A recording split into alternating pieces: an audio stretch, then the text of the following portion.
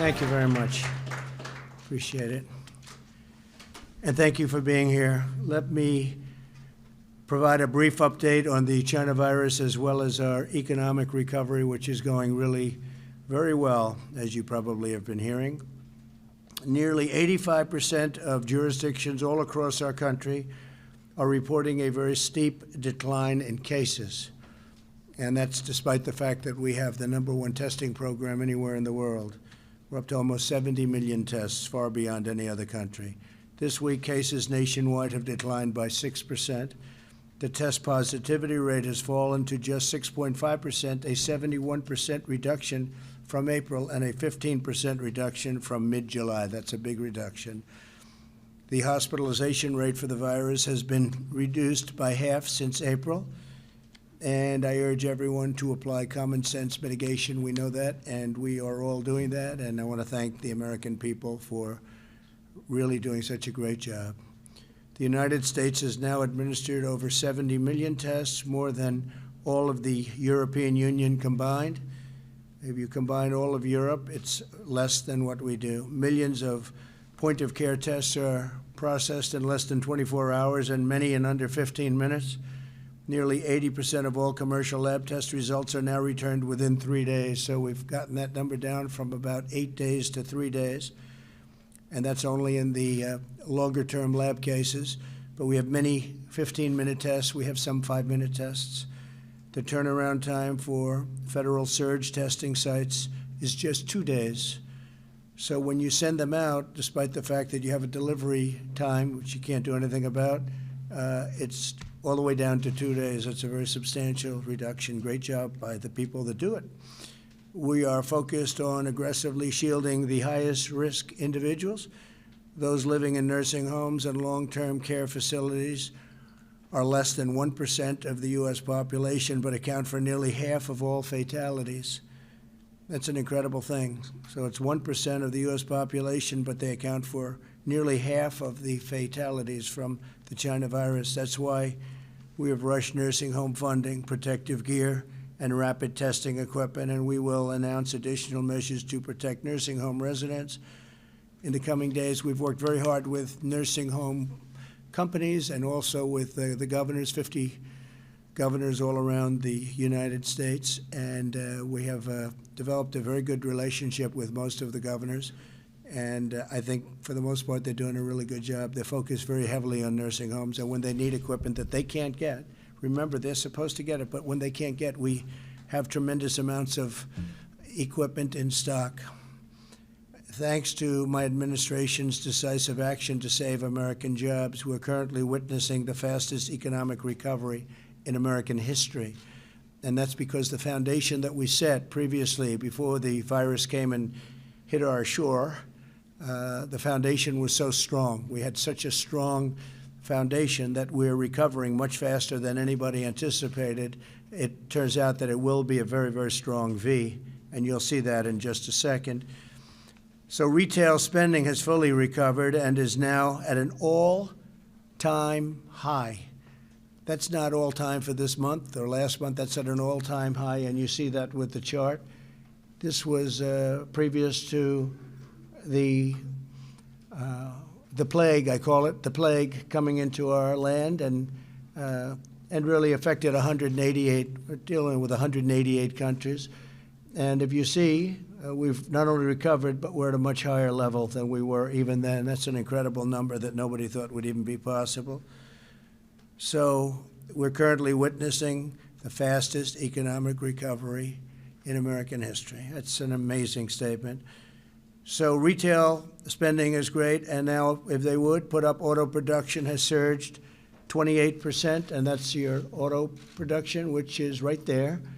So you'll see that that's now about even to where it was, and that was at an all-time record high, and we're already even. And if you had a chart for used cars, you'd see that used car sales are setting a record, and that's great for production because when the used cars are practically not available, they're very, very tight, that means you're going to make a lot of new cars. So that number is going to go up even beyond what it is right now, but that's a fantastic number. That's a number that's the equivalent of where it was, and that was a record. So you see what's happening with respect to the economy and the recovery, and the stock market is almost at an all-time high. In fact, NASDAQ is at an all-time high. It's had 14 days where we broke the record already over the last 2 months. So a lot of great things are happening. Through the historic relief package that I signed into law, we saved over 50 million American jobs, 50 million American jobs. And the unemployment rate is rapidly going down. You see that, you've seen that, and I think you'll see it over the next 2 months. And you'll have a good report even prior to the election. You're going to have a very good report. I think you're going to have an incredible GDP. You're going to have a tremendous report on business, and a lot of it's going to be released, which is very fortunate, prior to the election. I think the Democrats are going out of their way to try and do whatever they can to stop these kind of numbers. They don't like these kind of numbers because they think it'll hurt them in the election. I think we all have to pull together, and we have to do the right job, and we have to do what's good for the American people. We were unfairly treated by China because they could have stopped it.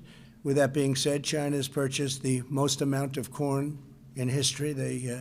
Last week, they purchased the 2 largest days in the history of corn purchase, and a massive amount of soybeans, also cattle. So China's been buying a lot of things, and they're doing that to keep me happy, but they're dreaming about Joe Biden. They would love to have that happen, but I don't think that's going to happen. They are dreaming about him, and so is Iran dreaming about Joe, and so are numerous other countries. They dream about it because if that happens, they'll own the United States. And China, I can tell you specifically, will own the United States. Can't let that happen. If you remember, China had the worst year they've had in 67 years prior to the plague coming to our shores. And we are now starting to do really well. We're going to have a very good third quarter, maybe a great third quarter. And we're going to have an incredible next year unless somebody comes up and quadruples taxes, which is what they're talking about doing. And also regulations. We've done more in terms of cutting regulations than any administration in history by far, whether it was 4 years or 8 years, or in one case more than 8 years. We have, in less than 4 years, done more regulation cutting by far, and we're doing more as we go. Some of it's statutory. You can only do it at a certain pace. You have to wait 90 days. You have to wait 120 days before you can take the next step. We have tremendous regulation cutting coming. With that being said, we're going to have certain regulations to protect the environment and also safety.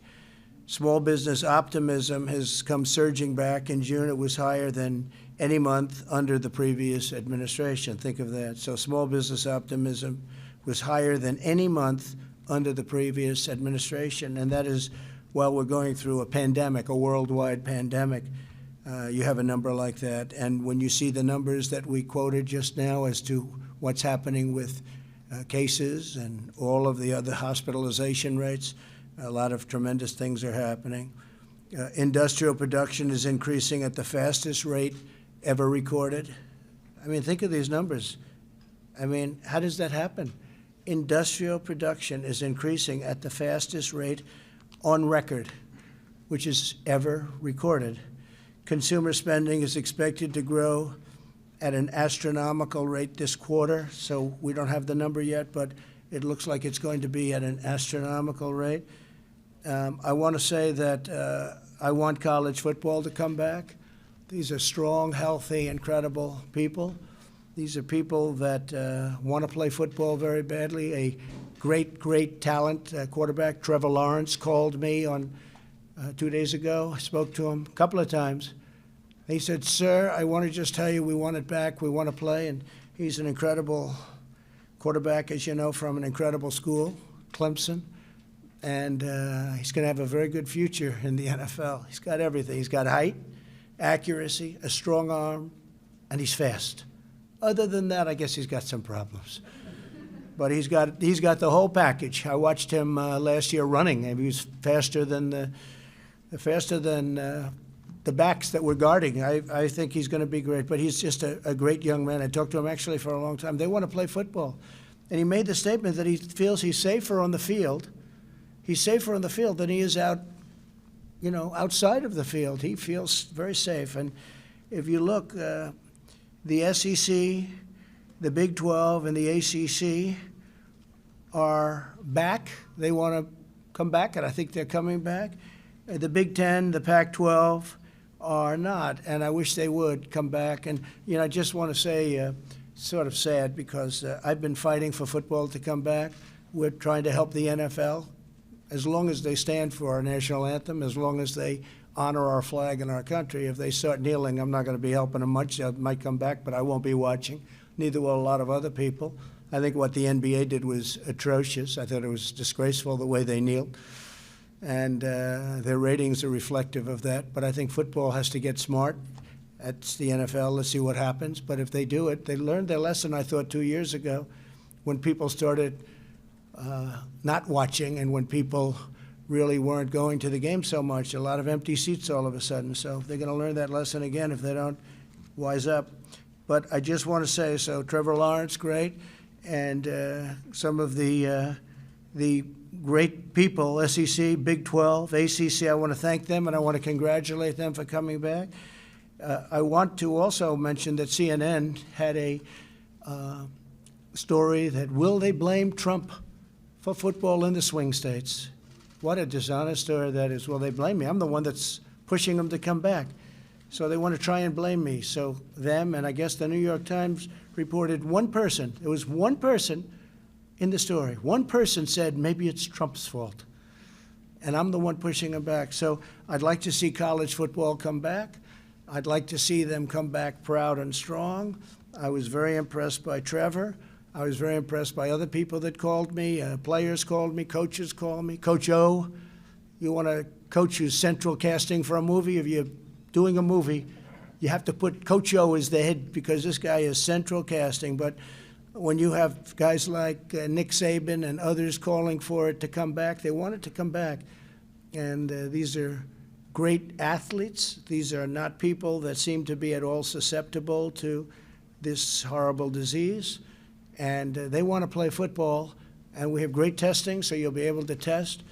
And when CNN and the New York Times quoted one person, and I'm the one pushing, so we'll get it straight. I'm the one pushing for football to come back. I think if I wasn't pushing, you wouldn't have anything happening. So with that, we'll take a few questions. Steve, please.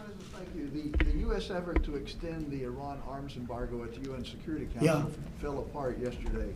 When will you trigger a snapback of sanctions on Iran? Well, we knew what the vote was going to be, but we'll be doing a snapback. You'll be watching it next week. Yeah, you'll be watching it next week. And if I could follow up, President Putin wants to hold a video summit on Yeah, this subject. he is. Are you wanting to do that? Probably not. No, I think we want to wait till after the election. Look, Iran wants me to lose so badly because if they do, Iran is a whole different ballgame right now. They haven't been sponsoring terror because they don't have very much money to sponsor terror, and they know we just captured 4 Iranian ships, as you know, and we brought them into Houston. They were going to Venezuela. They're not supposed to be doing that. Iran would love to have me defeated. If I win, which I hope to win, how can you not when you see numbers like this, both on the virus and on the economy? I mean, we should win. We should all be keep this incredible thing going. And I built it once, and I'll build it again. I've already, I think the hardest part is done in terms of the economy, and that's with or without additional funds from Nancy Pelosi.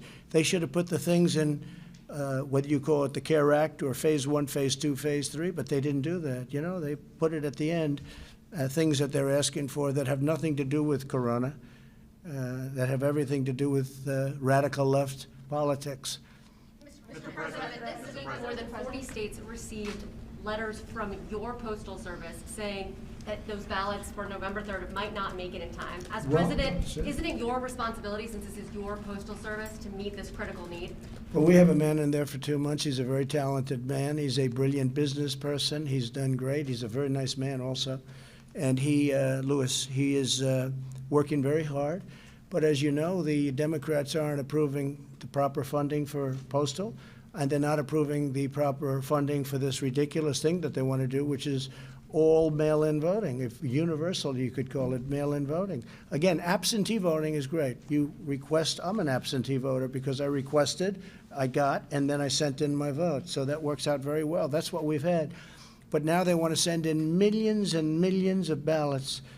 And you see what's happening. They're being lost, they're being discarded, they're finding them in piles. It's going to be a catastrophe. So, and this is beyond the post office. But Louis DeJoy is working very hard. The post office has for decades lost billions and billions of dollars. I read numbers today that are unthinkable. And what they want to do now is hit the post office with millions of ballots from certain states. And if you look at what happened in New York and Virginia and various other places, it's a catastrophe. They're losing 20% of the votes. Nobody knows what's happening. So we're going to see what happens. But I do say this, universal mail-in voting is going to be catastrophic. It's going to make our country a laughingstock all over the world. You can't send out millions of ballots. And look at all of the tests. Look, you've seen them. And there are many, far more. Just look at New York, look at New Jersey, look at the catastrophe in New Jersey. And New Jersey had more than just Patterson. Look at what's going on in Virginia. Look at what's happening with this mail-in voting. It's a disgrace. Absentee is good. Mail-in, universal, is very, very bad. There's no way they're going to get it accurately. They're off by 20 and 30%. And this is beyond post office. Now, with that being said, they want money for the universal mail-in ballots. And they're not getting it. You know why? Because of them. We want money to go to people. They want money in order to bail out states that have done very poorly. The states that have done poorly, you know them as well as I do. These are run by Democrats, usually radical left Democrats. You take a look at what's happening in Portland. And we'll go into Portland, we have to be asked. We'll go into Portland, straighten it out in 1 hour, like happened in Minneapolis. We'll go straighten it out in 1 hour. We will straighten it out so fast, but they have to ask us. So they need money, but they're not willing to approve the money that they need. If they can't get the money that they need for universal mail-in voting, I don't see how they can have it.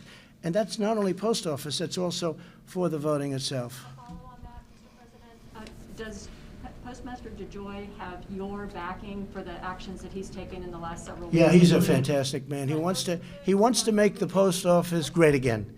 You ever hear the expression? He wants to make the post office great again. The post office is a catastrophe. Mail sorting machines nationwide, that's one of the things. I don't know what he's doing. I can only tell you he's a very smart man. He'll be a great postmaster general. And he needs, obviously, if you're going to do these millions of ballots out of nowhere, he's going to obviously need funding. But the Democrats aren't willing to provide other things, and therefore they're not going to get the funding for that. But you are going to have a catastrophic situation with universal mail-in votes. And on top of it, the Democrats aren't willing to give the people the money and the post office the money. Mr. President, you said a catastrophic situation is going to happen, but what are you doing to ensure that that doesn't happen? Because wouldn't these problems raise questions about the election results if you win? Well, the problem with the mail-in voting, number one, you're never going to know when the election's over, okay? I mean, they called the election in New York for Carolyn Maloney. They shouldn't have done that. I think you should redo that election. And you know the opponent is screaming. They can't believe it. Ballots are lost, ballots are defrauded, it's a total mess. And they called it for her. The reason is because I've been using it as a case. I've been using it as a case. So, look, we are going to have an election that takes place on a beautiful day, November 3rd. And usually at the end of the evening, they say, Donald Trump has won the election. Donald Trump is your new president. Whatever they say, you know what? You're not going to know this, possibly, if you really did it right, for months or for years. Because these ballots are all going to be lost. They're going to be gone. And just take a look at a smaller basis. But it's great tests. We're doing tests. I mean, these are, you could call them polls. You could call them tests. Look at what's happening all over the country where you have universal mail-in. Wait a minute. The ballots are lost. There's fraud. There's theft. It's happening all over the place. Now, we're going to do it with this whole vast, big section of the country. It's crazy. You're talking about mail, you're not talking about prescriptions. Because you have made it so plain that you are opposed and do not trust mail-in voting. Is your Postmaster General using the agency of the Postal Service to create delays because. No, not at all. He would love to see it happen. I didn't speak to him about it, but I will tell you this. I would imagine he would say, number one, they didn't give me the funding for it because it's sitting in Congress because they want $1 trillion to bail out states, just so you understand what they want. They want $1 trillion to bail out badly run, Democrat-run states, okay? That's what they want. They're not giving the money to the post office. They have to give the money to the post The office. steps the Postmaster General is taking are creating some delays now. No, the steps he's creating, yeah. Are you trying to discourage? No, not at all. The steps that he's taking are trying to stop the tremendous losses that have taken place for many, many years. He's trying to streamline the post office and make it great again, 80 okay? days before an election, sir? Is Well, this the wait right a minute, time? you just threw, look, I just read last night that now New Jersey's going to try the universal mail-in voting. Well, they didn't know this, so now all of a sudden New Jersey's going to be hit with millions of ballots to be sent out. They didn't know anything about this. So how does a post office, how does a postal service that doesn't know about it, now all of a sudden New Jersey's supposed to take out and millions of ballots are going to be sent all over New Jersey? And if you look at some of the things they say, like take the state of Nevada, take that little scam that's going on over there with the clubhouse politician governor, take that, where the votes don't even have to be in till they get counted 7 days after November 3rd. That means if Nevada's a very important state, I think we have a great chance of winning that state. If the votes don't have to be in for 7 and they're not counting the votes 7 days later, that means how are they going to predict a winner on November 3rd? Mr. President, the Inspector It's General not announced just today- election. Whether a ballot was automatically sent to somebody, or if. No, absentee is okay. Okay, but once the ballot gets into the mail, it doesn't matter. The workers have to sort it. So the bottom line is there must be more resources for post offices across. But the country. Democrats are not approving the resources. You're right, there has to be more resources, I agree, because all of a sudden the post office is tripling up in size. The problem is the Democrats are not approving the funds necessary. It's in there. Now, they have $25 billion, I've seen $15 billion, I've seen a lot of money. I don't know how you're going to spend that much, but that's what they're saying. They're saying, so not only do they want $1 trillion to hand out as welfare to all these states that are run by Democrats doing badly, they want $25 billion for the post office. But they're not approving it. Now, what I want is a lot of money, thousands of dollars, to go to people because they need money. They really, despite the good numbers, despite numbers like that, they need money to live, and I want that to happen. The Democrats don't care about that. They just want to give bailout money to their friends running big states poorly. Mr. President, should we keep looking at the cameras, sir, and ensuring the United States, the people of the United States, Go that ahead. mailing. Do you want to give Edward Snowden a pardon and bring him back? You once suggested that Well, he I'm was going to look traitor at and it. should be I mean, I'm not that aware of the Snowden situation, but I'm going to start looking at it. There are many, many people. It seems to be a split decision. That many people think that he should be somehow treated differently, and other people think he did very bad things. And I'm going to take a very good look at it. Okay? I mean, I've seen people that are very conservative and very liberal, and they agree on the same issue. They agree both ways. I'm going to take a look at that very strongly, Edward Snowden. Yeah, please. Do you agree with Dr. Robert Redfield, who earlier this week said if America doesn't follow public health guidelines, we could be in store for one of the worst falls we've ever faced from a public health perspective? No, I mean, you can't compare it to 1917. That was incredible. That was the worst ever by far. That was, you look at they lost possibly 100 million people. No, I don't agree with that. But if you look at these numbers, they're coming down very substantially. And I do believe that Americans, many are wearing masks, which is a good thing. Again, some people thought that you shouldn't wear masks. You know, when this whole thing started, Dr. Fauci, who I like and respect, said don't wear masks, okay? And so did Dr. Redfield. And then all of a sudden, it was like everybody should wear masks. And that's okay. People can change their mind. But wash your hands, good hygiene, all of those things, I think people are really doing it to a level that they've never done before. And when you look at the numbers, the way the numbers are coming out, I mean, it's very impressive when you see what's happening. By the way, Florida doing well. You see that? And hospitalizations, and you know, normally you would have had to build more like we did for the first surge. We've done it right. We closed it up. We had the greatest economy in history. We closed it up.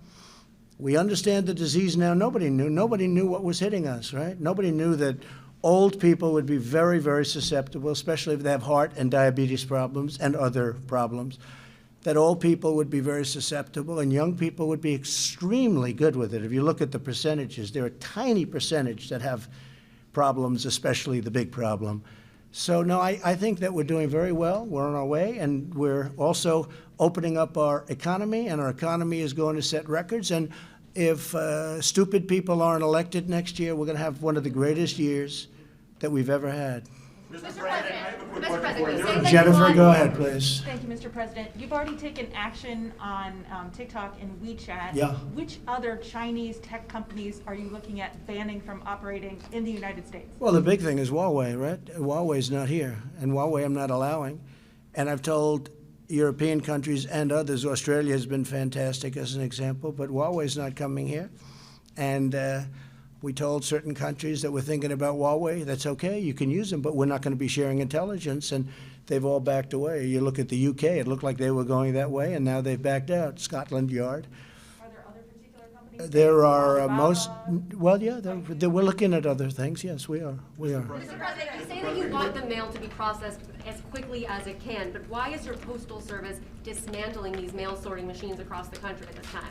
Well, you'll have to ask him. I know this. He's a very efficient operator, a very good operator. But again, he needs money to operate if you're going to hit him with millions of ballots.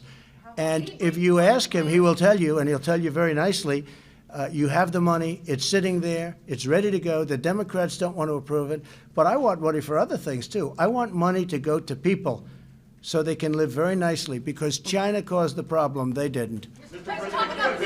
President, On the campaign, will you say now that Kamala Harris is eligible to run and be vice president or president based on being born in Oakland, California? So I have nothing to do with that. I read something about it, and I will say that he is a brilliant lawyer, that I guess he wrote an article about it. So I know nothing about it, but it's not something that bothers me. But sir, when you do that, it creates... Why do you say that? I just don't know about it, but it's not something that we will be pursuing. Let me put it differently. Mr. President, you know. Let me put it differently. Don't tell me what I know.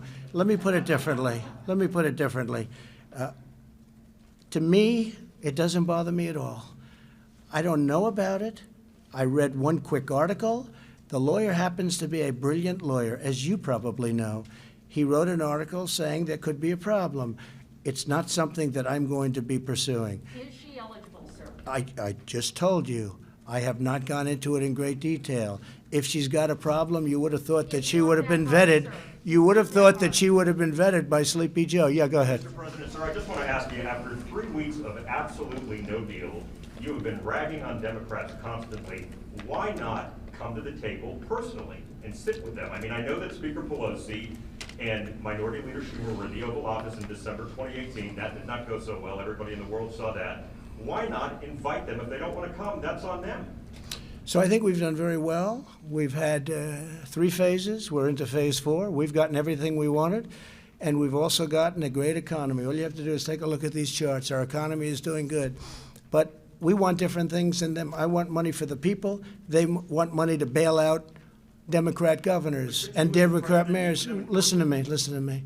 My people are doing very good, and my people call me. They're in the office. They call me when it's right.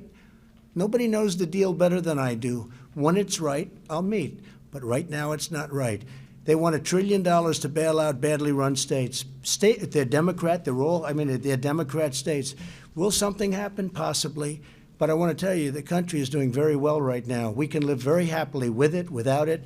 But I'd like to do it because I want to give money to the people. I want to put money into the people's hands. They want to put money into politicians' hands so that the politicians don't look stupid. Okay. Steve, please. You've had some differences with your Defense Secretary, Mark Esper. Do you have confidence in his leadership there? Mark Jesper? Did you call him Jesper? Oh, okay. Some people call him Jesper. No, I get along with him. Fine. He's fine. Yeah, no problem. I consider firing everybody. At some point, that's what happens. Jennifer, do you have something, Jennifer? You're working so hard. Do you think that there will be anyone else who leaves your cabinet after the election, sir? So if we have the success, I think we have a silent majority, the likes of which has never been seen before. I think you read about it, where 62% of the people say they're not even telling the truth on polling, and where the polling is fake, you know, where they do registered voters and where they do many more Democrats than they do Republicans. Same as happened last time. But this year, I think we have much more enthusiasm. Maybe those people back there would understand it better than anybody, but I think there's more enthusiasm for 2020 than there was even for 2016. And 2016 was a record. You found that out. And I believe there's much more enthusiasm now than there was even in 2016. We have a silent majority, the likes of which nobody has seen. I just looked, there are thousands of boats in lakes, rivers, and oceans, thousands and thousands of boats. It's called Voters for Trump, Voters for Trump Pence. There's signs all over. Some of the boats have 10 flags on them. They're incredible. There are thousands. We did nothing to do this. This is just generic. It just happened. Let me just tell you, I think the level of enthusiasm for what we're doing, we want law and order. We want low taxes. They want to raise your taxes. They want to they want to have open borders, and they want to defund the police. How do you win on that? They want to go to Texas, and they want to go to Pennsylvania, and they want to stop fracking, and Ohio, they want to stop fracking. They're against steel. They're against anything with petroleum, the word petroleum in it. You won't have a country. These people are crazy. Say, go ahead. As far as your cabinet goes, do you think you'll see more turnover in your cabinet? Well, I don't know. I think for next year, I mean, generally speaking, a lot of times I understand if we win, President will ask for the resignation of everybody and then bring back the people he wants. That's happened before, Steve. And I could see something like that happening. I think that makes sense. No, I have a very good cabinet. I mean, with few exceptions. I wouldn't say I'm thrilled with everybody, frankly. But overall, I think we have a very good cabinet. I will say this, no administration, none, no administration, first 3.5 years has done anywhere near what we've done. 300, we will have at the end of the first term, 300, maybe more, federal judges, including Court of Appeals, 2 Supreme Court justices. Nobody has done this. Take a look at what we've done. The biggest tax cuts in history, biggest regulation cuts in history, rebuilt our military, took care of our vets. We have a 91% approval rating from the vets. Nobody's ever had a 91% approval rating before. I guarded the Second Amendment. They want to destroy the Second Amendment. Take a look at Kamala. They want to destroy the Second Amendment. And as you know, Joe has no control over anybody. He has no control over himself. Okay, thank you very much, everybody. Thank you.